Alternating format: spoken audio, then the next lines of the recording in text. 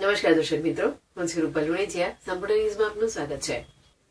શહેરને સ્વચ્છ રાખનાર સફાઈ કામદારોનું સ્વાસ્થ્ય પણ જળવાઈ રહે તે માટે ડીસામાં સ્ત્રી સમાજ દ્વારા દર વર્ષની જેમ આ વર્ષે પણ સ્વાસ્થ્યવર્ધક સૂકા મેવાની કીટ આપવામાં આવી હતી, જેમાં અલગ અલગ વિસ્તારના સફાઈ કામદારો અને ગરીબ બાળકો સહિત અંદાજિત 500 જેટલા લોકોને કીટ આપવામાં આવી હતી. શહેરમાં ગલીએ ગલી ફરી સફાઈ કામદારો શહેરને સ્વચ્છ અને ચોખ્ખું રાખતા હોય છે. શહેર સ્વચ્છ રહેતા જ લોકો બીમારીઓથી દૂર રહે છે અને સ્વાસ્થ્ય જળવાઈ રહે છે.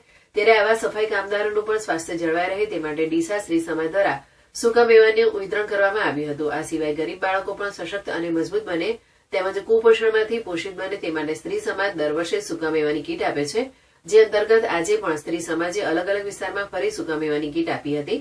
ગોળ, ખજૂર, ટોપરું, બિસ્કીટ સહિતની કીટ બનાવી 100 જેટલા સફાઈ કામદારો અને લાઠી બજાર, હવાઈ પિલ્લર સહિત છૂટા છવાયા વિસ્તારમાં રહેતા ગરીબ બાળકોને સૂકા મેવાની કીટ આપી હતી. સ્ત્રી સમાજના પ્રમુખ પન્નાબેન વ્યાસ, જયાબેન શાહ, ભારતીબેન શાહ, નીતાબેન વારડે સહિત સ્ત્રી સમાજની બહેનોએ 500થી વધુ બાળકોને કીટ આપી હતી.